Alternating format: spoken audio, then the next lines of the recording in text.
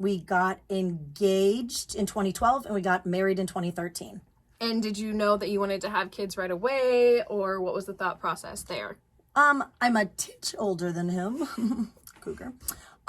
So I knew I didn't want to wait too long, but I wanted to spend a couple years just like enjoying being married and, traveling and having a good time. So I guess we'd still moved pretty quickly. I had Dusty in 2015. Okay. So I guess actually we really didn't waste any time. Tell me about Dusty's birth and how that went. Okay. Pregnancy with her was awesome. Just my normal, like the normal morning sickness and all that, but felt really good. My water broke at home like the day before my due date.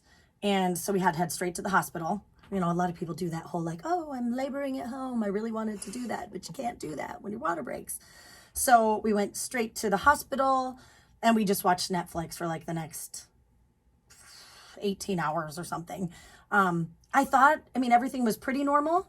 The one thing with Dusty is that I had a hard time getting her out because her little head was kind of to the side and her head was like getting stuck on my pelvic bones. Yeah. And that's not a good thing. Mm-hmm. I know that they were really close. They had a team in thinking they were going to need to do a C-section. But I'm like, I can do this.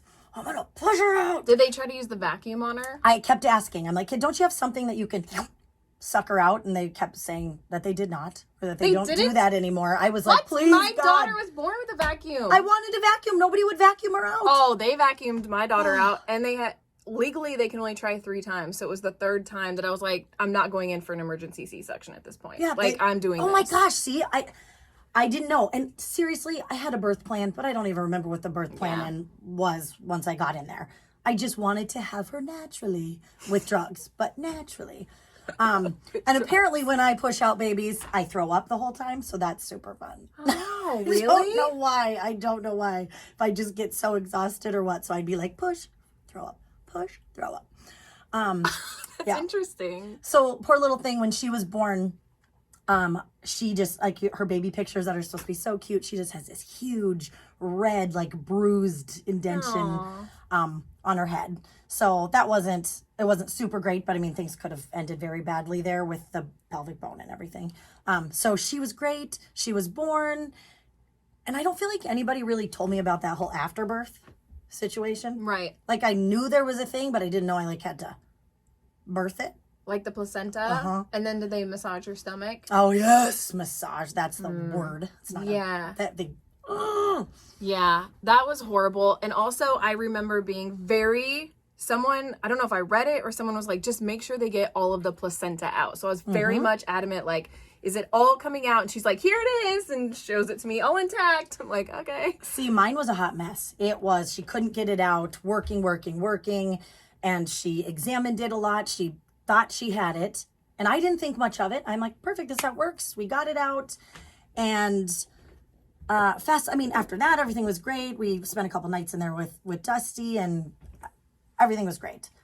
But then fast forward 6 weeks, when I went in for my, first postpartum checkup, I had been bleeding for 6 weeks. And you didn't know if that was normal or not. I didn't. And I'm not an idiot. Like, I read a ton of books. I did research, but like, you almost kind of forget everything. Yeah. I don't know. I should have just called the doctor and said, am I supposed to still be doing that? I just figured it was normal. My mom kept saying, this just seems kind of weird. I'm like, I feel like it's normal. So of course, go to the doctor and they're like, this is not normal. This has been the whole time. I'm like, yeah. So, come to find out, your nightmare that you didn't want, the placenta was still in me. So they did. I know. But really at this point too, I was thinking, no big deal. You know, they'll go in, there's a procedure. Take it out, yeah. They did a DNC. The only thing that was scary about that is I had a 6-week-old at home. Yeah. So, I do like because I'm over the top about everything. I'm recording videos, singing my favorite songs to her just in case. Oh my gosh, same. I do that too. Right? Yes. I'm like, I'm telling you all these stories that Mommy would tell you. I know. It's so sad. But all that went smooth, so. And then, did they tell you anything afterwards, like, you could be high risk in your next pregnancy, that these are the things you should look for if you were to have another baby? No. I guess we kind of were on the thought we were going to just be a one and done kind of a couple, but we really liked her so much. We thought, let's do this again a couple years later, 4 years later. So no, I had no idea that it would be high risk in any way, and had a hard time getting pregnant with River anyways. Like, I kept going in for tests, and, they got to a point where they said, well, I don't think you probably will get pregnant naturally. If you want, we'll go to a fertility clinic and you can get started there. And I was like, you know what? I think I'm fine. I think I'm good. I think one baby is fine. And little did I know at that call that I was bawling my eyes out when they told me they didn't think I could have another baby. But little did I know when I was on the phone with the doctor, they were telling me I'd need to go to a fertility clinic. I was pregnant, actually. Oh, wow. So I'm like, okay. And then, like, with River, I had a good pregnancy. Everything seemed great. Did you have the same doctor that you had when you were pregnant with Dusty? I went to the same clinic, but I ended up switching doctors because I guess, I was maybe a little bit worried with the first little thing that had happened. I thought maybe I had a, midwife. With Dusty, yeah. I had a midwife, and then I switched. I love the clinic, and I love the midwife. I just switched to a different doctor, and I'm like, well, maybe in case there would be something. So same thing that happened with Dusty. My water broke, but it was 3 weeks early with River. Oh. So that was a little surprise. Yeah, that's scary, though. Yeah, I didn't think that was happening. I was like, okay, here we go. But usually the second one, it comes fast. So were you at home? I was actually at my in-laws in River Falls. And we were going to Minneapolis to have the baby. Oh, gosh. Yeah. Were you afraid you were going to have a baby in a car? I kind of was. Oh, yeah. Yeah, I kind of was. But lo and behold, I take a long time to get a baby out. So it's still like 20 some hours. Nice. But yeah, I get my epidural. Everything seems great. And the doctor who was on duty that I assumed would be delivering my baby. Of course, I went through like 3 doctors by the time it was all done. But she said, are you aware of your high risk? And I'm like, what? She's like, I see that you had this with the placenta. I can't remember the name of it. And I was like, no, this is my first time I'm hearing about it. And I don't know if I didn't go to that final checkup, it was a little early and maybe she didn't think we needed to have this discussion. I don't know, because I think a common theme that I'm hearing when I'm doing these podcasts is a lot of women are like, I didn't know. I don't know if people don't talk about these stories because they don't want to scare pregnant women. Like when we briefly talked about this yesterday, you said, if I were listening to these stories, I never would have had babies. And I'm like, I know, me too. But listening to them also, you hear it and you're like, okay, that happened to me. And this is something maybe I should ask my doctor. Or, how would you know to go ask your doctor if you're high risk unless somebody else was like, you might want to ask your doctor if you're high risk because this also happened to me. Right. And if we're not talking about it, having the conversation, like you said, knowledge is power. And I totally believe that. Like, I don't want this podcast to be something that scares women. No, me either. I want it to be like, because my birth was obviously traumatizing as well as yours. There's a lot of similarities there. But I hope that, like, when people listen to this, they go, oh my gosh, this is what I went through, or this is what I was going through, or they hear it and then they have a baby and it sounds familiar. So they know to look and ask. Yeah, if you don't know to ask or what to be looking for, these doctors are doing their best, but they've got a lot of patients that they're dealing with, But then when we were talking about having a second one, the fertility clinic we were going through, they set us up with a high-risk doctor for a consultation. She spent an hour with me explaining things that I never would have known. And you're like, this is my body. How do I not know these things? Yeah, like she said that because I had a postpartum hemorrhage that I am very likely to have another one. Yeah. So she's like, we'll have bags of blood set up for you, ready to go. You'll have to be on a blood thinner your entire pregnancy. If you're on a blood thinner and you go into labor naturally, you would have to have a baby without an epidural because... like you can't have the blood thinner in your system and have an epidural. So it was like a whole thing. And I was like, yeah, no, I'm out on that second one. Yeah. Peace out. I got my first one. Like had I not went to this high risk doctor, I never would have known any of those things. Right. Well, like I wish I would have known that there was a high risk involved with having a second baby. It's only a percentage though. And I took that even when they told me at the doctor, when I'm about to actually give birth, I'm like, oh, what are the chances? My mom was like, oh gosh, that's not good. I'm like, hey, if I haven't heard about it, I don't feel like it's that big of a deal. I can't remember what the percentage is, but it's called placenta Previa? It's Accreta. Accreta. That's this after one. I think Previa is before. But I think before. Pre, yeah. Something like that. Don't come to me for actual We're medical not advice. doctors. So I wasn't real worried about it, even in the moment. I guess I'm not a big worrier, but and then the birth was great. Like I was like, gosh, I nailed that. Like I got him out so much better than with Dusty, and he was just so cute and snuggly. And right as they started to, do the afterbirth part thing again, all of a sudden, that's when everything just kind of went in a blur. And I'm sure you can totally. Oh, I guess yours wasn't during the birth part. Everything just went to a blur. They took River from me, and I just thought it was because I needed to focus, and we need to make sure we do it right this time. And my mom says, because all the accounts I kind of have are from people around me. My mom says they took River, gave the baby to her, and asked her to go like stand in the corner to just not watch what was going on. And Taylor said he had no idea. All of a sudden there was just every doctor, every nurse in there, and they just took me away. And they didn't tell him what was going on? Yeah, they really didn't know what was going on. I think they knew that I was bleeding and that they needed to make it stop. But, oh gosh, you can't. You're going to make me cry. I got goosebumps. I just remember so vividly, like being on the little gurney thing, and they're going so fast. Like my feet are hitting, and I have to go through elevators and this and that. And are they telling you at this time, like, what's happening? Like, are you asking, or can you not remember? I do remember asking, and I remember them just saying that I was bleeding and that they needed to make it stop. Ugh. And so, I mean, the next part is, like, horrid, only because of my thought process during it. So I have an epidural, so they can't knock me out to do anything. Right. So, the big surgery rooms that are all metal, all the bright lights. I am just laying there as the doctor, who I really, really liked, was doing everything she could to help make the bleeding stop. Did you feel a sense of panic? I remember one time feeling panic from the doctor. Did you also feel that? Yeah. All I heard were things like, we need more blood. We're losing her. We need more blood. And then I don't know what it is, because I did this when I was giving birth too. I get so sick. So as she's going in to try to fix it, and I'm sure it's so sensitive, I am throwing up. And so I'm ruining everything every time my stomach goes, ugh. And I remember this really grumpy, the guy, who gives you the epidural. The anesthesiologist? He seemed so grumpy when he was in dealing with me before.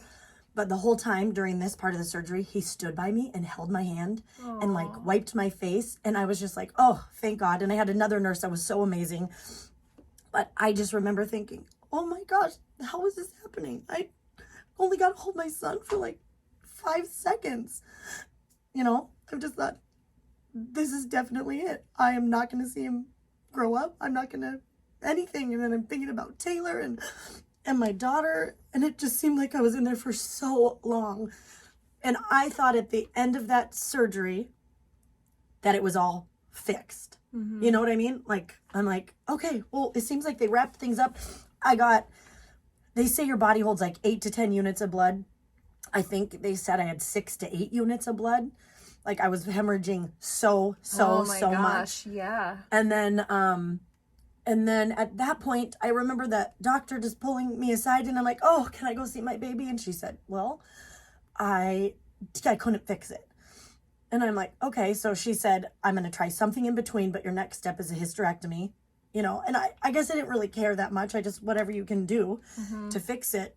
And then I'm like, okay, well, I just want to see my baby. Nope. I get whisked up to the ICU where the baby couldn't be. And I was just by myself. You go to that place that, you don't want to think about. No, when she couldn't get the bleeding to stop that time and took you to the ICU, you had so much blood put back in your body that you weren't like critical in the moment, or were they taking you up to watch you and see what? Honestly, I don't really know.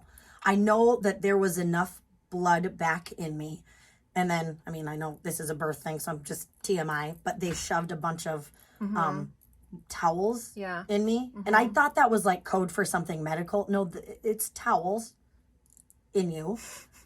My doctor called it packing. Yes, packing. Yes, but I was like, packing with what? And they said towels, and I thought that was like meant a really cute little gauze situation. No.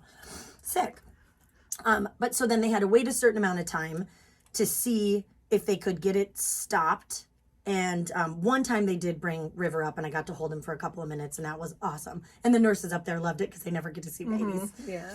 They did get it to stop enough to have me go into just one more surgery where they went in and, is it cauterized? Cauterized. Just went through the side and cauterized it. And I mean, shortly after that, everything was good. But did they tell you what caused the bleeding? They just said it's the high risk is the fact that I had placenta stuck up there from the first one, and it just causes the next. It makes you just more easily, I guess, to bleed. It didn't really make sense to me. And then if I was, if you look up placenta accreta, I mean, it explains it, but I mean, really just it's a more chance to hemorrhage. Yeah. Man. And I was like, just do what you got to do. How long were you in the ICU? Maybe 2 days. 2 days. Did Taylor ever talk to you about like what he was doing while all of this was going on? Yes. Well, he didn't really. My mom said the hardest part was when I got taken away. They just weren't sure what was going on, and they have this new baby who needs their mama. And so they said they all just sat there, and all of a sudden the room was empty. And of course, it's an emergency, so they're focusing on me, which is good. And so they just said they just took turns holding River, and he did like the skin to skin. And my mom said they all just took turns going into the bathroom and crying, and they could hear each other crying, and then they'd come back and be like, "Okay, things are good, we got this," I mean, Taylor just said it was like he remembers more details of the things going around, going on. But he does not talk about this. Like, I think he really thought he was going to be raising 2 babies by himself. Oh, God, that's horrible. Oh, jeez. Man. That little River, I guess he was worth it. Yeah. He's pretty cute. He is really cute. He is cute. Wow. Oh, man. So did they tell you if you wanted to have kids that you couldn't or shouldn't, or did you just never ask or find out from any doctor? Well, I mean, I don't want any more. Yeah, of course. After that, yes. But every time I would go in to the doctor after that, I would get the same thing. Oh, geez. Oh man, how are you? And I'm like, okay, I get it. I mean, I'm like, I felt like this, other people go through this. I mean, people used to die by this all the time. Yes. But, I mean, I guess I never inquired. I remember the doctor kind of one time saying like, well, it's probably not going to do that again. No, you're right. No, my doctor was like, did they tell you that it was common or rare? Oh, gosh. I mean, it like back in the day, like my mom always says, like back in the day, if that would have happened, you would have definitely died because they wouldn't have worked fast enough. They wouldn't have been able to get blood, and people did die all the time.